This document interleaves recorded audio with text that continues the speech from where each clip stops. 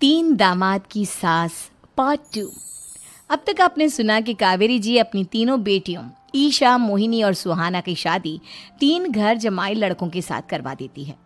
उन्हें लगता है कि ये लड़के शायद घर का कामकाज संभाल लेंगे, लेकिन उनके तीनों घर जमाई बहुत आलसी थे। वो नौकरी भी नहीं करते थे और बाहर का काम भी नहीं। कावेरी जी ने अपनी बेटियों से कहा कि वो प्रेगनेंसी का बहाना बनाकर अपने पतियों को सबक सिखाए। अब सुनिए आगे। मम्मी, आपने जैसा कहा था हमने वैसा ही किया, लेकिन देखिए ना, विवेक का हाल तो वैसा का वैसा ही है। घर में ना सुबह का नाश्ता बनता है और ना खाना। नौकरी पर जाने की बात करूं तो खाने को दौड़ते हैं मुझे। हाँ मम्मी, मैंने भी सुमित को कितनी बार कहा कि अगर नौकरी नहीं करनी तो कोई छोटी सी दुकान ही खोल लो, घर का खर्चा कैसे चलेगा। देखो दोपहर के 12 बजने आए और जनाब अभी तक सो रहे हैं। हाँ मम्मी, ईशा और सुहाना ठीक कहती हैं। अविनाश का भी यही हाल है। जब मैंने अपनी प्रेगनेंसी के बारे में कहा तो मुझसे कहने लगा, अरे दूसरी लड़कियां तो 9-9 महीने तक नौकरी करती है, बस डिलीवरी के टाइम छुट्टी लेती है। मोहिनी, तुम भी नौकरी करो। अब मुझे कहाँ नौकरी मिलेगी। मम्मी बताओ अब मैं क्या करूँ। हे भगवान, क्या सोचकर घर जमाई दामाद लाई थी मैं कि मेरी बेटियां मेरे पास रहेंगी और खुश रहेंगी, लेकिन इन आलसी दामादों ने तो हमारी जिंदगी को भी प्रॉब्लम में डाल दिया है। मैं तो कहती हूँ मम्मी, हम लोग वापस अपनी जॉब पर जाना शुरू कर देते हैं। बता देते हैं इन लोगों को कि हमने प्रेगनेंसी का बहाना किया है। नहीं नहीं बेटा, ऐसी गलती भी मत करना। अगर तुमने ऐसा किया तो इन तीनों की आदत और ख़राब हो जाएगी। अरे आज नहीं तो कल कभी तो तुम प्रेग्नेंट होगी, तब वापस यही प्रॉब्लम आएगी। तब क्या करोगी तुम तीनों। हाँ मम्मी, आपकी बात तो बिल्कुल सही है। इन लोगों को तो सुधारना ही पड़ेगा। लेकिन कैसे? अपने बच्चों के आने की खबर सुनकर भी इन लोगों पर कोई असर नहीं हो रहा। पैसे कमाने के लिए घर से बाहर निकलना ही नहीं चाहते ये तीनों। अब मेरे दिमाग में एक प्लान आया है। तुम तीनों चिंता मत करो, उन तीनों को बुलाओ, फिर मैं बात करती हूँ। थोड़ी देर बाद कावेरी जी अपने तीनों दामादों को सामने बुलाकर अपनी बात कहना शुरू करती हैं। अविनाश, सुमित और विवेक, देखो बेटा, मैं ना तुम तीनों से बड़ा प्यार करती हूँ, इसीलिए तो तुम्हें घर जमाई बना कर रखा है मैंने। अरे मम्मी जी, सीधे सीधे कहिए ना, क्या बात है। प्यार तो हम भी आपको बहुत करते हैं। अरे मम्मी जी, आपकी इज्जत भी बहुत करते हैं। अरे भाई, आपके जैसी सास और कमाने वाली बीवी सबको मिलती है क्या? हाँ मम्मी, विवेक और सुमित ठीक कह रहे हैं। आपकी बेटी से शादी करके मेरी तो ज़िंदगी ही अच्छी हो गई है। जानती हूँ मैं, और ये भी जानती हूँ कि तुम तीनों अपने अपनी बीवियों से बहुत प्यार करते हो। बेटा, बात ऐसी है कि हमारे कुल गुरु ने कहा है कि प्रेग्नेंट होने के बाद मेरी तीनों बेटियां शुरू के 4 महीने हमारे गांव में जाकर रहेगी, जहां मेरे चाचा जी रहते हैं। अरे लेकिन क्यों मम्मी, गांव में जाकर रहने की क्या ज़रूरत है इन तीनों को। वो क्या है ना बेटा, हमारे परिवार को एक श्राप है। अगर मेरी बेटियों ने यहाँ पर बच्चा पैदा करने की कोशिश की तो उनके बच्चों को कुछ भी हो सकता है। इसलिए अब से लेकर 4 महीने पूरे होने तक इन्हें गांव वाले घर में रहना पड़ेगा। हाँ तो इसमें प्रॉब्लम क्या है मम्मी जी? हम भी वहाँ जाकर रहेंगे, पिकनिक मनाएंगे। अरे भाई, बीवी जहाँ हम भी वहाँ। हाँ यार, आइडिया तो बहुत अच्छा है। शहर की ज़िंदगी में रह रहकर परेशान हो चुके हैं, अब कुछ दिन गांव में बिताएंगे। तुम लोग समझने की कोशिश क्यों नहीं करते। तुम में से कोई भी वहाँ नहीं जा सकता, और मैं यहाँ रहूँगी ना तुम तीनों के साथ।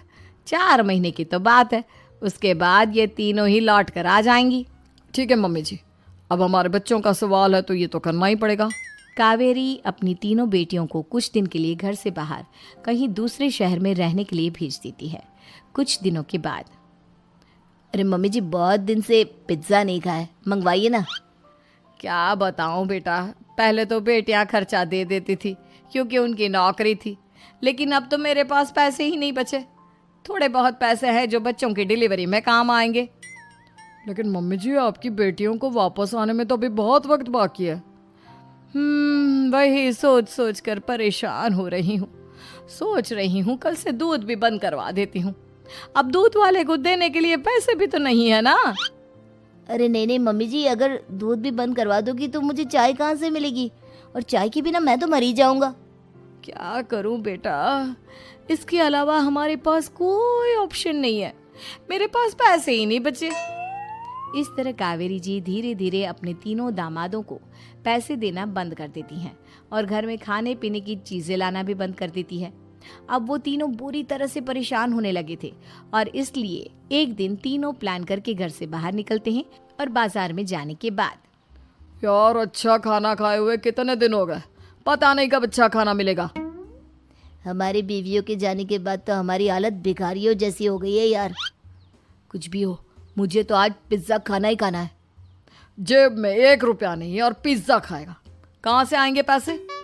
अरे देख वहाँ सामने बोर्ड पर क्या लिखा हुआ है, कंप्यूटर पर काम करने के लिए एक आदमी की आवश्यकता है। भाई मैं तो जा रहा हूँ, काम करूँगा और शाम तक पैसे लाकर आराम से पिज्ज़ा खाऊंगा।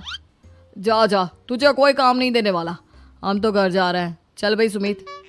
सुमित और अविनाश वहाँ से चले जाते हैं और विवेक उस कंप्यूटर शॉप पर सारा दिन काम करके 5,000 रुपये कमा कर घर लौट कर आता है और अपने खाने के लिए अच्छी अच्छी चीज़ें भी लेकर आता है। ये देखकर विवेक और सुमित के दिल में भी कुछ पैसे कमाने की इच्छा जागती है। अरे सुबह सुबह कहाँ चल दिए तुम? मम्मी जी एक बहुत अच्छी जगह मिली है, कंप्यूटर पर काम करने के 5,000 मिले थे कल मुझे। अगर रोज़ काम करूँगा तो पूरे 40,000 की तनख्वाह। अरे वाह, ये तो बहुत अच्छी बात है दामाद जी, आपको जाना ही चाहिए। सुमित और अविनाश विवेक को इस तरह तरक्की करते देखकर परेशान हो जाते हैं और वो दोनों भी काम की तलाश में निकल पड़ते हैं। धीरे धीरे उन दोनों को भी काम मिल जाता है। अब कावेरी के तीनों दामाद छोटी मोटी नौकरी करके अच्छा पैसा कमाने लगे थे। एक दिन कावेरी उन्हें अपने पास बुलाती हैं। अरे वाह, विवेक 40,000 कमा लेता है, अविनाश 60,000 और सुमित तुम भी 40,000 के आसपास कमा ही लेते हो। कुल मिलाकर तुम अच्छे खासे पैसे कमा रहे हो बेटा। हाँ मम्मी जी, बहुत मज़ा आता है जब महीने के एंड में मोटी रकम हाथ में आती है। पूछिए मत मम्मी जी, घर में रहकर रोटी बना बना कर और तो जैसा महसूस होने लगा था मुझे तो। हाँ बेटा, तुम तीनों की बात तो बिल्कुल ठीक है और जानते हो अब तुम तीनों की पत्नियां भी वापस लौट कर आने वाली है।